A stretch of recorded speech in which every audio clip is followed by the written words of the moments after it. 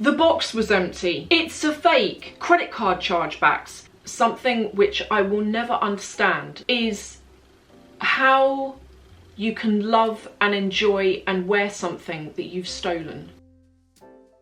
We're in the luxury community, and I know that for a lot of you, you use your items, you love them, you enjoy them, and then you might go off them, or you might need the financial money in your life, or you might just decide you're bored of an item, you want to sell it, you want to get your money back out, and you want to buy something new.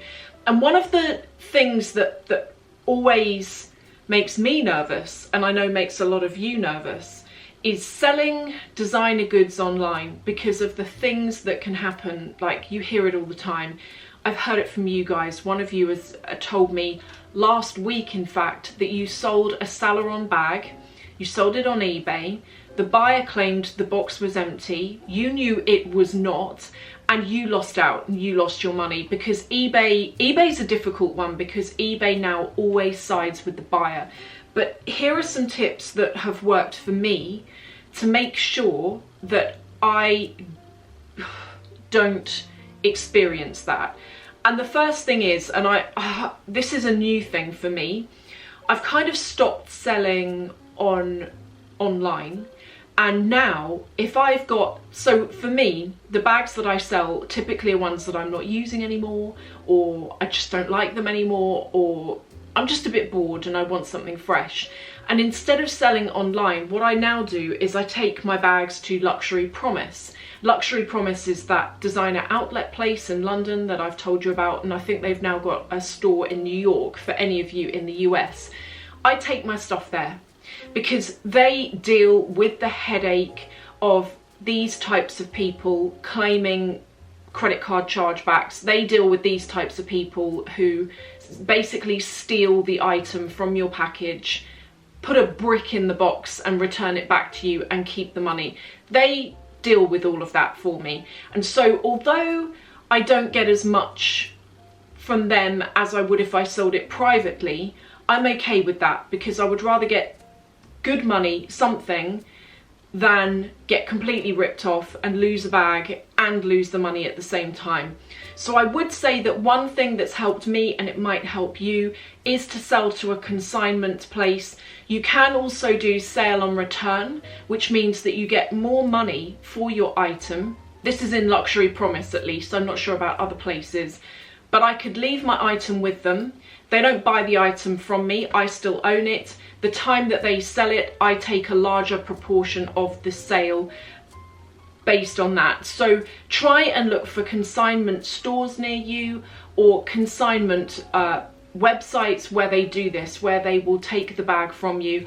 I also prefer to take the bag in question to the store, just in case you get any problems with the store also claiming the item wasn't in there. You know, a big issue as well that I've had, that I'm going to tell you like a little story time in a minute, and it's something I'm still going through. The problem you can have is, even with the courier companies, sometimes we unfairly blame the retailer or the customer. Sometimes actually it's not them. Sometimes it might be the courier company who have opened the box and kept it. And for me, what's happened is this, and I think I know why this has happened.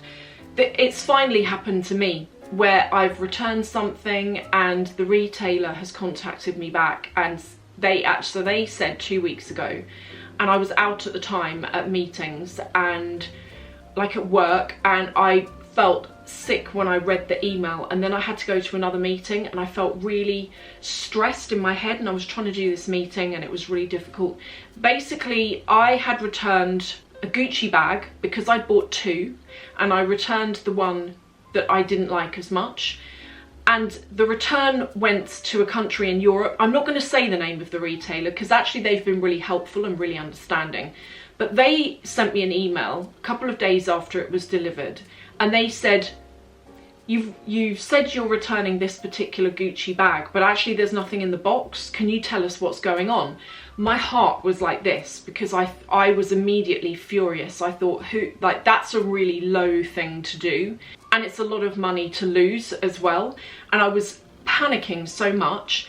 And I wrote back to them and I said, can you tell me by any chance was the box tampered with? Because I always wrap up returns really well.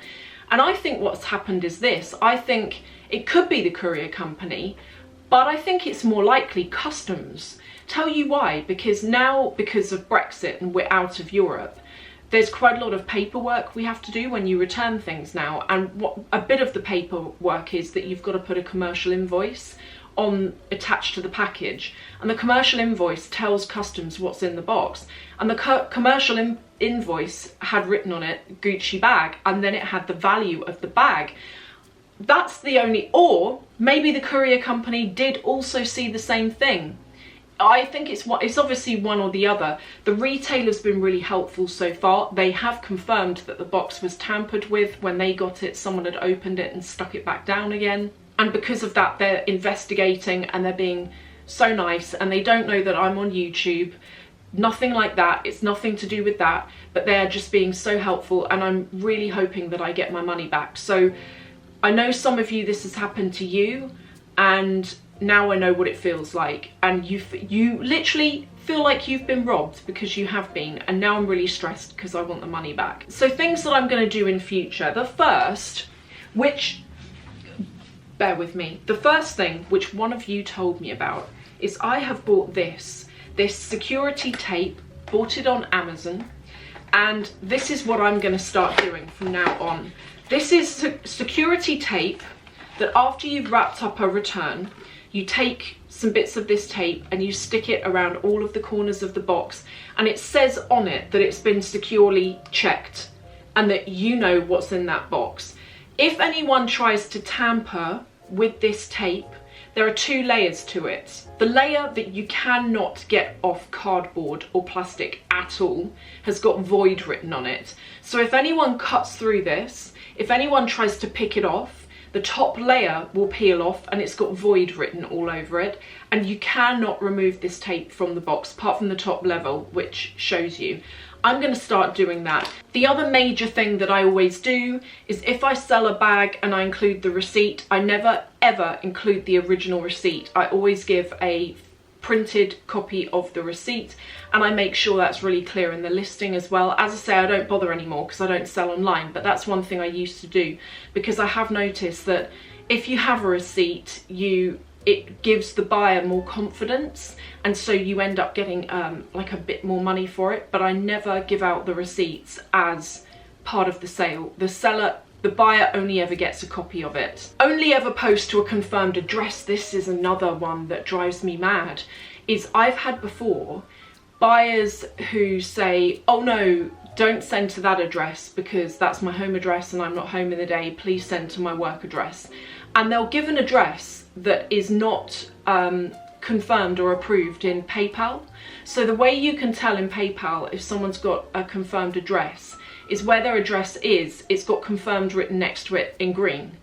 If it's a non-confirmed address, it has that written next to it in red. PayPal will always help the buyer, from what they've told me, only if you send to an approved address. If you send it to a non-approved address, you're basically out. They're not going to help you. And then one of the biggest things is film and photograph you packing the bag inside the box, you sellotaping the box up, get someone to hold your iPhone or your Samsung while you film it, and make sure you tell the seller, DM the seller as you post it out or before you post it out, and let them know, by the way, just to let you know, for our security, I filmed me packaging it up and it's got security tape on it so we know if it's been voided, and I've also put these tags on it so that you know I've sent you the actual bag and the photos. Tell them, because as soon as you do that, it puts in the back of their mind the fact that you've actually got some evidence at this point. And also make sure that you photograph the serial number so that if they do send you back a fake, you have got an actual photo of the serial number, which if they send you back a fake, they can send you a fake, but overnight they can't copy a serial number. So for me, I don't know what's going to happen. I don't know whether I will ever get my money back.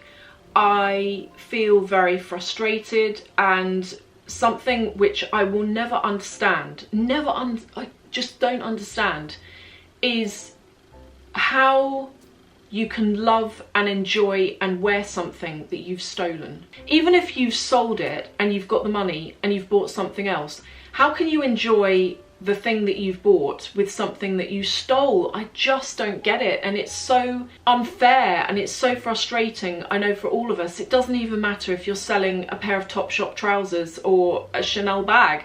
It doesn't matter when the courier company or when customs or when the buyer do you out of your item and your money. It's so upsetting, it's so frustrating, and now I fully know what it's like. I've never before had a parcel arrive at a retailer completely empty, and as I say, when I found out about it, I was so upset.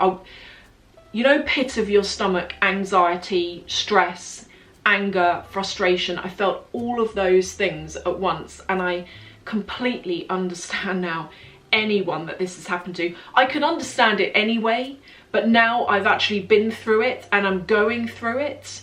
So they are my tips. And by the way, if any of you have any tips, bits of advice, things that have worked for you, please can you comment below, because that's how I found out about the Amazon tags. One of you told me about them. Please comment below on anything that's happened to you and on any ways that you try and mitigate as much as possible this happening. Thank you so much for watching, and I'll see you in the next video.